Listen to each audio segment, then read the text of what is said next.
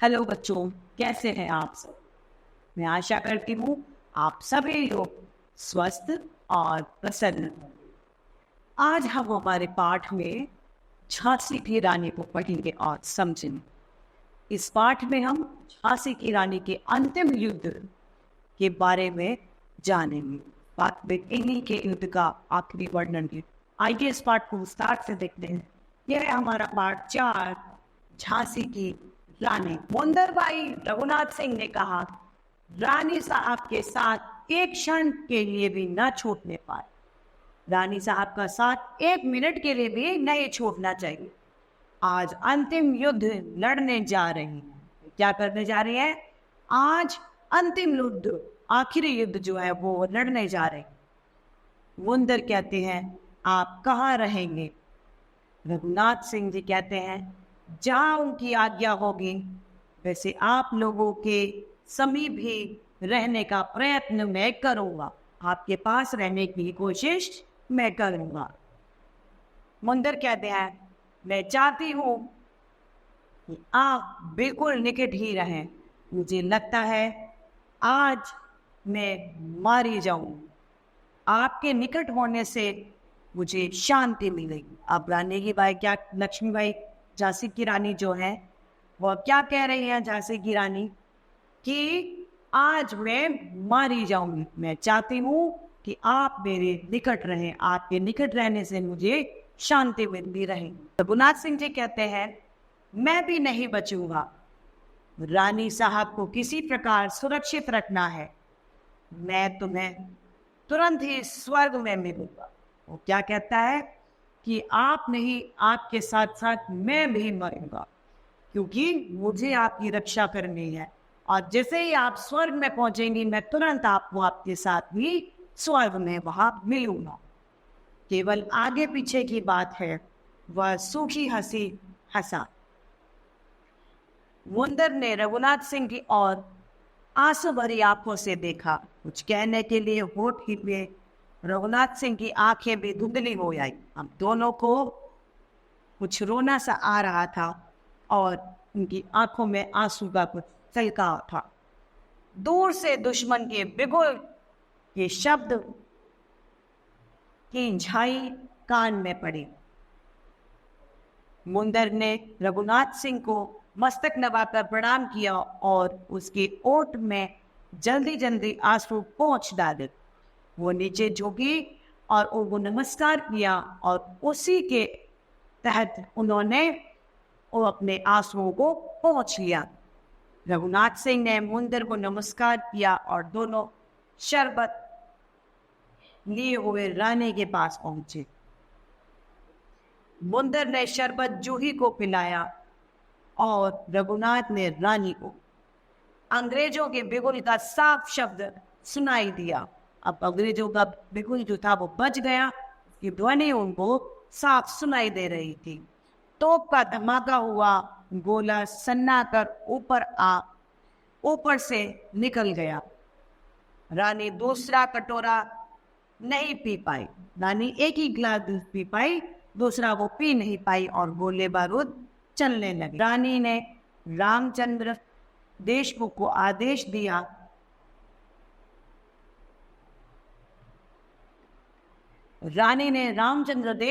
आदेश दिया कि दामोदर की को आज तुम पीठ पर बांधो। किसको? दामोदर को आज पीठ पर बांधो। यदि मैं मारी जाऊं तो इसको किसी तरह दक्षिण सुरक्षित पहुंचा देना। अगर मैं मर जाती हूं तो आप इसे सुरक्षित पहुंचा दीजिएगा। तुमको आज मेरे प्राणों से बढ़कर अपनी रक्षा की चिंता करनी होगी, क्योंकि उनके पास दामोदर था। दूसरी बात यह कि मेरे मारे जाने पर ये विधर्मी मेरे देह को न छू पाए। बस घोड़ा लाओ। एक तो वो क्या चाहते थे कि आप मुझसे ज्यादा अपने आप की रक्षा करें, क्योंकि आपके पास दामोदर है। और मेरे शरीर को ये जो विधर्मी है, जो धर्म के विरुद्ध है, वह मेरे शरीर को मेरे मरने के बाद में छू ना पाए। मुंदर घोड़ा ले आई। उसकी आंखें छलछला रही थी, मतलब रो रही थी। पूर्व दिशा में अरुणिमा फैली थी। अब की बार कई तोपों का धमाका हुआ। रानी मुस्कुराई और बोली, यह तपस्या की तोपों का जवाब है। रानी क्या बोली? यह तात्या की तोपों का जवाब है। मुंदर की छलकती हुई आंखें, मुंदर की छलछलाती हुई आंखों को देखकर रानी ने कहा, यह समय आंसुओं का नहीं है। मुंदर, जा, तुरंत अपने घोड़े पर सवार हो। अपने लिए आए हुए घोड़े को देखकर रानी बोली, यह अस्तबल को प्यार करने वाला जानवर है, परंतु अब दूसरे को चुनने का समय नहीं है। इसी से काम निकालो। वह क्या था? अपने घर में जो अस्तबल को प्यार करता है, मतलब अपने घर को अस्तबल से प्यार करने वाला घोड़ा था, लेकिन अब इतना समय नहीं था कि मैं वो घोड़े को बदल पाऊं। जूही के सिर पर हाथ फेरकर रानी ने कहा, जा जूही, अपने तोप खाने पर चका दे इन बैलियों को आज। जूही ने प्रणाम किया। जाते हुए कह गए, इस जीवन का यथोचित को अब विनय आपको न दिखा पाए। खैर, इतने में सूर्य का उदय हो गया। सुबह हो गई। सूर्य की किरणों ने रानी के सुंदर मुख को प्रदीप्त किया, मतलब उनका सुंदर मुख दिखने लगा। उनके नेत्रों की ज्योति दोहरे चमक से भस्मान हुई। उनकी जो नेत्रों की ज्योति थी वह बहुत तेज चमक रही थी। उनकी आंखें लाल वर्दी के ऊपर मोती हीरो का कंठा दमक उठा। अब उन्होंने लाल कपड़े पहने थे जिस पर मोती हीरो की बड़े बड़े मोतियों की माला कंठा उन्होंने पहन रखी थी, वो चमक रही थी। और चमक पड़ी म्यान से निकली हुई तलवार। उन्होंने अपने म्यान से तलवार भी निकाली। रानी ने घोड़े को एड़ लगाई। पहले जरा हिचका, फिर तेज हो गया। रानी ने सोचा, कई दिन से बंधा होगा, थोड़ी देर में गर्म हो जाएगा। उत्तर और पश्चिम की दिशाओं में तात्या और राव साहब के मोर्चे थे। तात्या साहब और राव साहब दोनों उत्तर और दक्षिण में थे। दक्षिण में मांदा के नवाब थे। रानी ने पूर्व की ओर झपट लगाई, मतलब सारी दिशाओं में कोई ना कोई था। और रानी ने फिर अब पूर्व की दिशा में अपना जाने का सोच लिया और चल दी। गत दिवस, मतलब बीते दिन की हार के कारण अंग्रेज जनरल सावधान और चिंतित थे। वह पहले से सतर्क हो चुके थे। इन लोगों ने अपनी पैदल पलटने पूर्व और दक्षिण के बीहड़ में छुपा ली और गुजर सवारों को नई दिशाओं में आक्रमण की योजना। तोपें पीठ पर रक्षा के लिए थी। गुजर सवारों ने पहला हमला कड़ाबीन बंदूकों से किया। इससे कड़ाबीन बंदूकों से पहला हमला किया गया। बंदूकों का जवाब बंदूकों से दिया गया। बंदूकों का जवाब बंदूकों से दिया गया। रानी ने आक्रमण पर आक्रमण करके गुजर रण कौशन के मारे अंग्रेज जनरल थर्रा गए। अब रानी ने आक्रमण पर आक्रमण किया जिससे अंग्रेज डर गए, कांप गए। काफी समय हो गया परंतु अंग्रेजों को पेशवाई मोर्चा से निकल जाने की गुंजाइश न मिली। वे लोग वहां से निकल ही नहीं पा रहे थे। जूही की तोपें गजब ढा रही थी।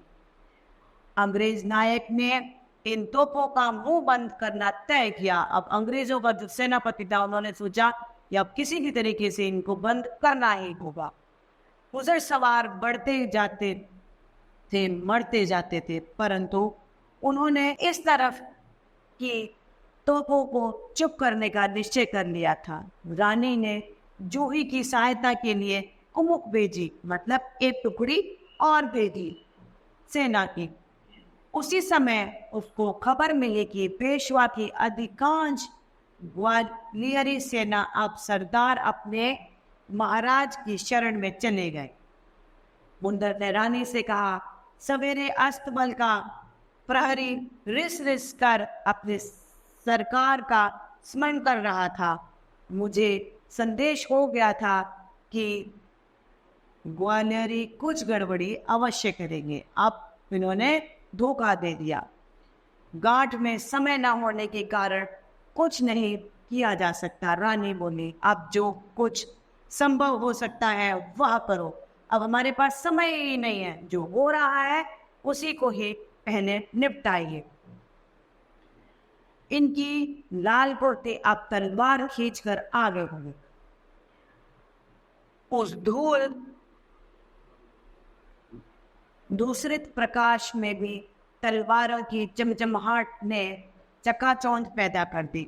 जो घोड़े दौड़ रहे थे, सैनिक भाग रहे थे, उसकी जो धूल थी, जो धुंध छा गई थी, उसके बावजूद भी जो तलवारों की चमक थी वह लगातार चमक रही थी। कुछ ही समय उपरांत समाचार मिला कि ग्वालियरी सेना के पक्ष में मिल जाने के कारण राव साहब के 2 मोर्चे छिन गए और अंग्रेज उनमें से घुसने लगे हैं। अब उन्होंने क्या हुआ, राव साहब के जो मोर्चे थे वह उनमें अंग्रेज घुसने लगे हैं। रानी के पीछे पैदल पलटन थी। इसको स्थिति संभालने की आज्ञा देकर वह एक और बढ़ी। उधर सवार जूही के तोपखाने पर जा टूटे। जूही तलवार से भिड़ी, गिर गई और मारी गई।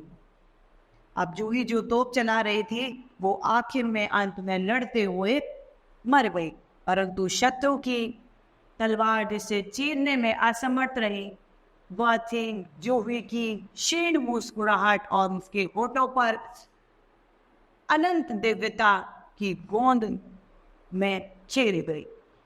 जो शत्रु ने उसकी जान तो अवश्य दे दी, लेकिन जो ना मरी ना छीनी गई वह थी उसकी मुस्कुराहट।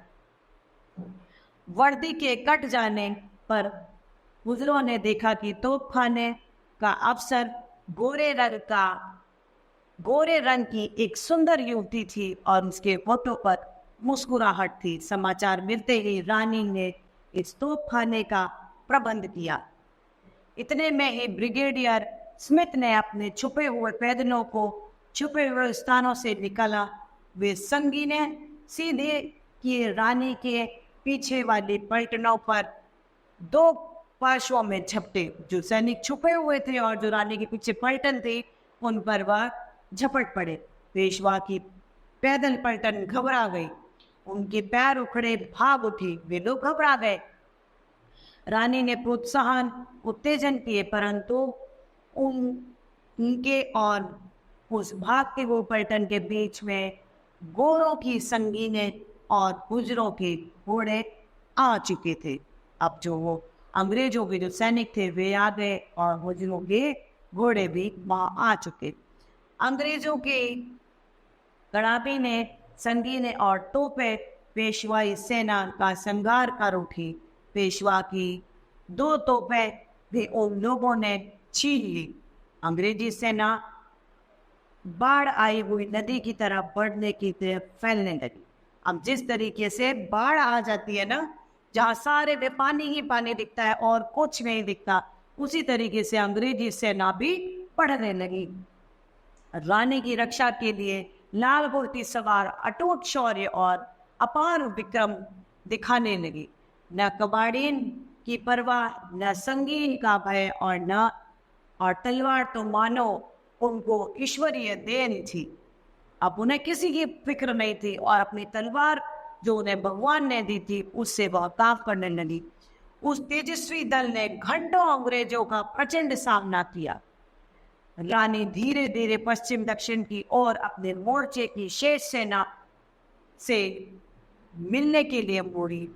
यह मिलना लगभग असंभव था क्योंकि उनके पीछे इतने सैनिक लगे थे कि वो मिल नहीं पा रहे, क्योंकि उस भागती हुई पैदल पलटन और रानी के बीच बहुसंख्यक गुजर सवार और संगीन दरबान पैदल थे। परंतु उन बचे पुचे लाल कुर्ती वीरों ने अपनी तलवारें अपनी तलवारों की आड़ बनाई। अब उन्होंने अपनी तलवारों की एक परत बना ली रानी के लिए। रानी ने घोड़े की लगाम अपने दांतों में थामी और दोनों हाथों में तलवार चलाकर अपने मार्ग बनाना आरंभ कर दिया। अब रानी ने जो घोड़े की लगाम थी उसको मुंह में ले लिया और दोनों हाथों से तलवारों को चलाते हुए अपना रास्ता बनाने लगी। दक्षिण पश्चिम की ओर फोन रेखा नाला था। आगे चलकर बाबा गंगादास की कुटी के पीछे दक्षिण की ओर पश्चिम की ओर हटती हुई पेशवाई पैदल पलटन मुंदर रानी के साथ थी। अलग अगल बगल रघुनाथ और रामचंद्र देशमुख थे। पीछे कुंवर गुल मोहम्मद और केवल 20-25 अवशिष्ट लाल सवार। अंग्रेजों ने थोड़ी देर में इन सब को चारों तरफ से घेर डाला। सिमट कर उस घेरे को भी खत्म करते जा रहे थे। जो रानी के चारों तरफ का घेरा था उसे भी वह समाप्त करते जा रहे थे। परंतु रानी के दुहत्ती तलवार आगे का मार्ग साफ करती चली गई। रानी के आगे जो भी आया उन्हें तलवार से वे काटती चली गई और अपना रास्ता बनाती गई। पीछे के वीर समारोह की संख्या घटते घटते नगण्य हो गई। उसी समय तात्या ने रुहेली और अवधी सैनिकों की सहायता से अंग्रेजों के व्यूह पर प्रहार कर दिया। तात्या कठिन से कठिन व्यूह में होकर बच निकले कि रणविद्या का पारंगत पंडित था। उन्हें चक्रव्यूह से निकलना बहुत अच्छे से आता था। अंग्रेज थोड़े से सवारों को लाल कुर्ती का पीछा करने के लिए छोड़कर त्यात्या की ओर मुड़ गए। सूर्यास्त होने में कुछ ही देर रह गई। लाल कुर्ती का अंतिम सवार मारा गया। रानी के साथ केवल 4 सरदार और उनकी तलवारें रह गई थी। पीछे से कमाड़ीन और तलवार वाले 10-15 गोरे सवार तथा आगे कुछ संगीन वाले गोरे पैदल थे। रानी ने पीछे की तरफ देखा। रघुनाथ और गुल मोहम्मद तलवार से अंग्रेज सैनिकों की संख्या कम कर रहे थे। वे अभी भी अंग्रेजी सैनिकों से लड़ रहे थे। एक और रामचंद्र देशमुख दामोदर राव की रक्षा की चिंता में बर्ताव करने लड़ रहा था। दूसरी ओर रानी ने देशमुख की सहायता के लिए मुंदर को इशारा किया और वह स्वयं संगीन वदारों के दोनों हाथों में तलवार से खटाखट साफ करके आगे बढ़ने लगी। एक संगीन बरदार की होड़ रानी के सीने में नीचे पड़ी। फूल करारी थी परंतु आते बच गई। रानी ने सोचा स्वराज की नींव बनने जा रही हूँ। रानी का खून बह निकला। अब रानी का खून जो था वो बहने निकला। उस संगीन बरदार को खत्म होते ही बाकी भागे। रानी आगे निकल गई। उनके साथी दाएं बाएं और पीछे 8-10 घोड़े घुड़सवार उनको पछियाते हुए रघुनाथ सिंह पास थे। रानी ने कहा मेरी देह को अंग्रेज न छू पाए। रानी का पहले ही यह कहना था और अब भी वह युद्ध क्षेत्र में भी यही बात कह रहे थे। गुल मोहम्मद ने सुना और समझ लिया। वह और भी जोर से लड़ा। एक अंग्रेज सवार ने मुंदर पर पिस्तौल दागी। उसके मुंह से केवल ये शब्द निकले, भाई साहब मैं मरे और मेरी देह रिक्त स्थान भगवान को प्यारी हो। अंतिम शब्द के साथ उसने एक दृष्टि रघुनाथ सिंह पर डाली और वह लटक गई। रानी ने मुड़कर देखा और रघुनाथ सिंह से कहा संभालो उसे। उसके शरीर को वे न छू पाए और वे घोड़ों को मोड़कर अंग्रेज सवारों की तलवारों की बौछार करने लगी। कई कटे मुंदर को मारने वाला मारा गया। रघुनाथ सिंह फुर्ती से घोड़े से उतरा अपना साफ फाड़ा मुंदर को शव को पीछे अपने कस लिया और घोड़े पे सवार होकर आगे बढ़ा। गुल मोहम्मद बाकी सवारों से उलझा। रानी ने फिर सोन रेखा नाले की ओर घोड़े को बढ़ाया। देशमुख 7 हो गया। अंग्रेज सवार 4-5 रह गए थे। गुल मोहम्मद उनको बहकावा देकर रानी के साथ हो लिया। रानी तेजी के साथ नाले पर आ गई। घोड़े ने आगे बढ़ने से इनकार कर दिया। बिल्कुल अड़ गया घोड़ा। रानी ने पुचकारा, कई प्रयत्न किए परंतु सब व्यर्थ हो गए। अब घोड़ा आगे चल ही नहीं रहा था। इतने में वहां अंग्रेज सवार आ पहुंचे। गोरे ने पिस्तौल निकाली और रानी पर दागी। गोरे उनकी बाईं जांघ पर लगी। वे गले में मोतीहारों का दमकता हुआ कंठा पहने हुई थी। उस अंग्रेज सरदार ने रानी को कोई बड़ा सरदार समझकर विश्वास कर लिया कि अब कंठा मेरा हुआ। रानी ने बाएं हाथ की तलवार फेंककर घोड़े की लगाम पकड़ी और दूसरे जाम से हाथ की सहायता से अपना आसन संभाला। इतने में वह सवार और भी निकट आया। रानी ने दाएं हाथ के वार से उसको समाप्त कर दिया, मतलब एक हाथ में मार दिया। उस सवार के पीछे से एक और सवार निकल पड़ा। रानी ने आगे बढ़ने के लिए फिर एक पैर की आड़ लगाई। घोड़ा बहुत प्रयत्न करने पर भी अड़ा रहा। वह 2 पैरों से खड़ा हो गया। रानी को पीछे खिसकना पड़ा। एक जांघ काम नहीं कर रही थी, बहुत पीड़ा हो रही थी। खून के फव्वारे पेट और जांघ के घाव से छूट रहे थे। खून इतना बह रहा था जैसे कोई फव्वारा निकल रहा हो। गुल मोहम्मद आगे बढ़ा, अंग्रेज सवार की ओर लपका, परंतु अंग्रेज सवार ने गुल मोहम्मद के पहुंचने से पहले ही तलवार का वार रानी के सर पर कर दिया। रानी के सर पर तलवार का वार कर दिया गया था। वह उनकी दाईं ओर पड़ा। सिर का वह हिस्सा कट गया और आंख बाहर निकल पड़ी। इस पर उन्होंने अपने घातक पर तलवार चलाई और उसका कंधा काट दिया। गुल मोहम्मद ने उस सवार के ऊपर कसकर अपना भरपूर हाथ छोड़ा। उसके 2 टुकड़े हो गए। बाकी 2-3 अंग्रेज सवार बचे थे। उन पर गुल मोहम्मद बिजली की तरह टूटा। उसने एक को घायल कर दिया, दूसरे के घोड़ों को लगभग अधमरा कर दिया। वे तीनों मैदान छोड़कर भाग गए। अब वहां कोई शत्रु न था। जब गुल मोहम्मद मुड़ा तो उसने देखा रामचंद्र देशमुख घोड़ों से गिरती हुई रानी को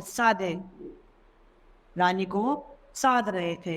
दिन भर के थे मांदे, भूखे प्यासे, धूल और खून में सने हुए गुल मोहम्मद ने पश्चिम की ओर मुंह फेर कर कहा, खुदा पाक परवरदिगार रहम करो, रहम।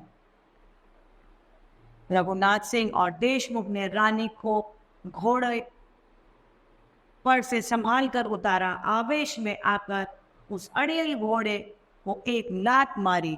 वह अपने अस्तबल की दिशा में भाग गया। उसे अस्तबल में ही जाना था। रघुनाथ सिंह ने देशमुख से कहा, एक क्षण का भी विलंब नहीं करना चाहिए। अपने घोड़े पर इनको होशियारी के साथ रखो और बाबा गंगादास की कुटी पर चलो। सूर्यास्त तो होने ही वाला है, मतलब सूरज अब छुपने ही वाला है। देशमुख का गला रुंधा हुआ था। बालक दामोदर राव अपनी माता के लिए चुपचाप रो रहा था।